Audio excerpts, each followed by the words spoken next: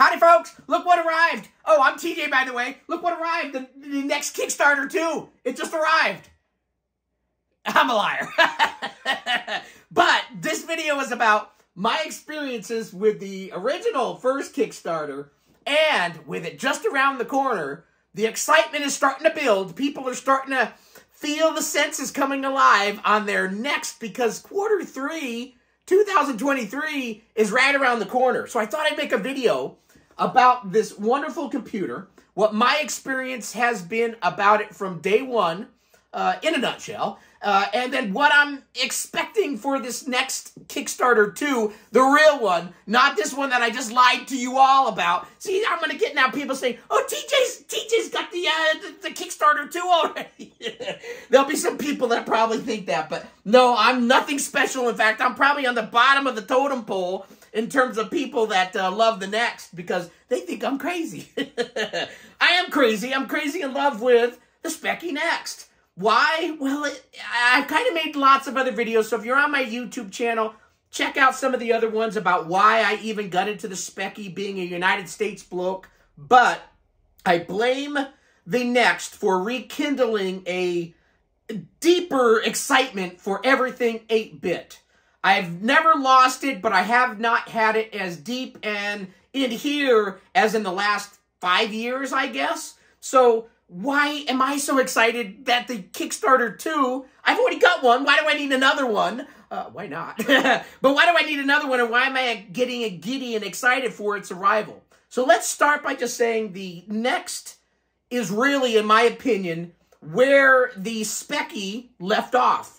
You know, you got a group of people that love the platform and said, if we were going to make another Spectrum that Sinclair never ended up making back there, what would we have done with the current technology we have now? And staying to their lineage, they got people involved that were part of the platform long ago. Rick Dickinson designed the case and everything. So you have a lot of lineage of people that were of that time period that may have worked on the older models and or were part of it in some way with software and other things. So you've got that lineage. Now, there's some people who are going to say, well, it's just another FPGA type of device. It really isn't. Sure, it uses an FPGA. I mean, use what you can. But everything about the keyboard, the style, the sexiness has so much it's bringing a lot of what the Speccy was from back then. And they're building on top of it. Faster processing capability. So now you've got a 28 megahertz Speccy. And I needed every bit of that gigahertz for my game Invasion of the Cloud people, because I'm a lame, beginner, novice, intermediate, sometimes programmer with BASIC. I had never did it before. So I'm sure my program's got so many loops, loops inside of other loops. Everything slows down. So I did it, but I made a game and it works, and generally works, and it's not bug-free, but it's overall works pretty well. So everything about the people behind it, starting to learn about the platform. I dove in head first long ago and started buying older model Speccies to get familiar with it. So when the Speccy Next finally arrived, I was kind of generally familiar with it and could enjoy it. If I had never purchased any Speccy before that, would I have been able to dive in as much just getting a Speccy Next for the first time?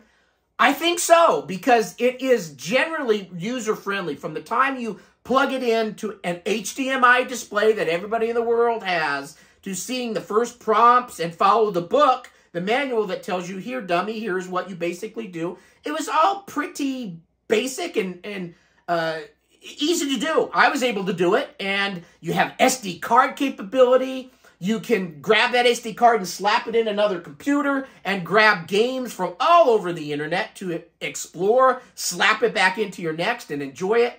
So it was a generally fun, easy way to learn. More so than having an older Speccy that you would have to then have a cassette unit or a Maxduino type of device or other things to kind of learn about and connect. And then how in the United States do I connect to a TV that doesn't do PAL? For example, you have to get these converter boxes, and you have to have a box to go from 110 to 220 for some models. It was all over the place, and it's a lot harder to do. But with the Next, it came with the right AC adapter. I could plug it into 110. I could plug it into HDMI, and it just worked. which was cool. So again, I've been using it for a while. Why do I need a second one? Well, if you love something so much, it's nice to have a backup. And the first Next is not perfect. You know, as much as I love it, there are some things that a new product, you eventually find out has issues. So the one that probably bugs me the most, but doesn't, if you're using it through HDMI for the sound, you're generally fine. I'm not aware of anybody having the gnip-gnop, crackly video that you would have through that. But if you're like me, I use a monitor, a 34-inch monitor that is not a TV. It has no speakers, so it doesn't do sound. So I've got it piping out to a set of speakers.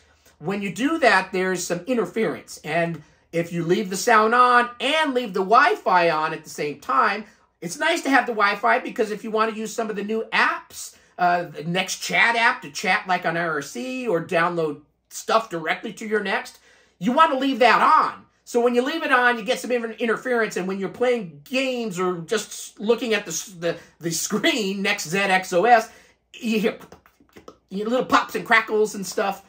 You can kind of work your way around that. I typically just do a little command in the command area that shuts off the Wi-Fi, and then you can turn it back on. So it's not an end-of-the-world thing, but it is annoying. I would love to have them both on and not have to do that.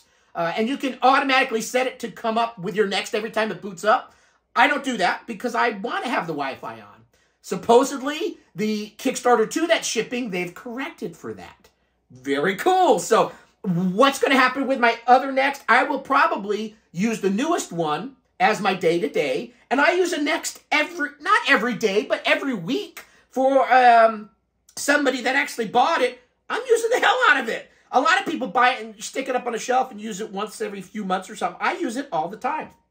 So I will put my older one in the box and store it up. And then every once in a while, take it out and use it just to kind of keep it fresh. Now, I could be really uber cool and have two Nexts set up all the time. But as you know, I love computers. I've got Atari, Sam Coupe, Intellivisions, all sorts of Ataris and everything all around. So I just really can't have two at the same time running all the time. So I will probably put it in its box and set it up, and then that way I have a backup in case anything happens, like somebody comes and steals it, those bastards. Then I have one, hopefully, that they didn't also steal, that backs it up. So why do I get so excited about this next one? Well, it takes care of some of these little issues and all the things that were part of the upticks on the Kickstarter, that if you got to this level, we would throw this in, and we would throw this in. We would throw your mama in, your daddy in, your little brother George. They threw everybody in. And so now we have all these extra things, games, applications that we'll get to enjoy. So yeah, I'm getting excited about it. Q3, what's that mean? July, August, September. Supposedly, someplace in that 3 months they are going to ship. So what does that mean up until then? Well, if they're going to ship in that time, could it mean that in late May, sometime in June, we start seeing pictures of manufacturing? And June is just around the corner. It's already, what, mid-April. So before we know it, May will be here. And then before we know it, June will be here. And we may start seeing some of that happening in pictures. And Henrique will maybe post a picture of this is going on, this is going on. I also want to know, when are you guys going to announce, if you guys are watching this, any part of the Next team, the dust covers? People complain about my QL being dusty as hell. You probably can't see it right now, but it is. And I have so many shirts, and I try to throw shirts over the keyboards, but I'm always not good about it, and they get dusty. So having a Next dust cover that looks really cool will be awesome. I need to buy two. So when are you guys going to put those up officially for sale? After the Kickstarter ships? During the process? I'm guessing you guys have probably already had these made or about to be made. I don't know. Anyway, let us know. I'd love to see pictures of the finished product and start getting us juiced up for it, because I guarantee there's going to be a lot of people wanting to buy some. I also wouldn't mind buying a Next branded SD card. My original one for my Speccy Next died, the adapter. I think that was kind of another loosey-goosey thing that, as you pull in, open it up, and close it enough times that it kind of kicks the bucket. So I have retired mine because it's not working. And now I put a fresh new install on a full-size SD card, but it doesn't say Next on it. So I'd love to have a Speccy Next logoed SD card, little things like that. But anyway, my experience since buying one, being lucky enough that somebody sold me their pledge, and I was able to buy it from them at a fair, basically what he paid for it. He didn't even mark it up that I recall. Very generous of him. And I bought one, and the rest is history. I'm kind of part of the community. I would think at least 2 of you know who I am. I'm that Speccy Next guy. That's crazy. And I'm starting to get pretty excited about it again. There's always ups and downs in everything that I do. Right now, I am on a big Atari kick. I was an Atari. I'll say it. I love Atari. So I've been doing a lot more Atari lately. But I make about 15 videos to 20 videos a month. Every other day I'm making a video. So I still have lots of content for Speccy Next. I play a game. For the Atari, I do this. So there's a little of everything. So nothing's been forgotten. I continue to use my Next every week. I haven't been programming, and right now I'm still not in the mode to get out and start programming because I have so many other things I want to do. I'm not going to dive back into reprogramming and adding any levels to an old game or anything like that. Maybe one day, maybe when the next Kickstarter 2 arrives and I've got it in my juicy hands, then maybe that will be a fall, late 2023 thing that I start getting excited about.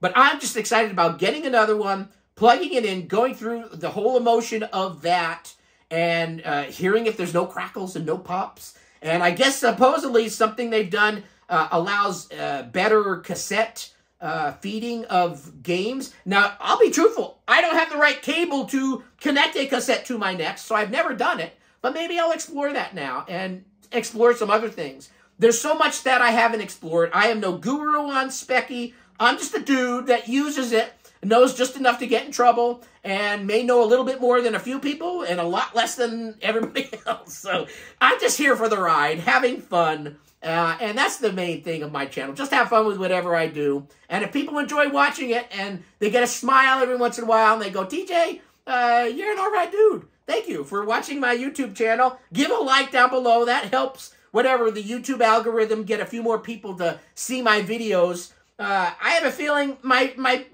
YouTube channel will probably level out. I just hit 5,000 members this last month. And I highly doubt it's going to go well past that because it's a lot of work. Even though it's fun, you got to still set up a camera, lighting, and all this other stuff, and then editing and uploading. And there's days I just wake up in the morning. I'm never in the mood to do anything in the morning. I'll get up, I'll sit in the john, and I'll go, this day is fucked. I don't want to do anything. I don't want to touch my Atari, my Next. I just want to sit here and ponder life. But then give me a coffee or two, and I start coming out of that issue, and I start going, oh, yeah, maybe I'll sit down next to my Next and play a game or whatever. I'll get excited, and by nighttime, I'm in my bed. I can't go to bed. I'm reading magazines on Speccies, on QLs, on Ataris, getting on the internet, what I want to do next, and I'm all super hyper before I go to bed, and that's probably why I don't sleep. And then by the morning time, I've only slept like 30 minutes throughout the whole night, and then I'll wake up and I'll go, today's fucked. I don't want to do nothing. Sorry that I've used the F word twice. I seldom do, but that seemed appropriate.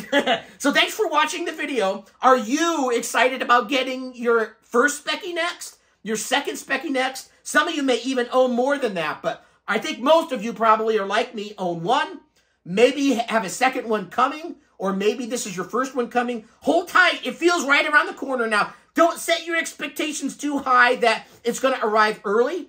And don't even set that it's going to arrive on time. There's always something that happens. Murphy's Law, you know.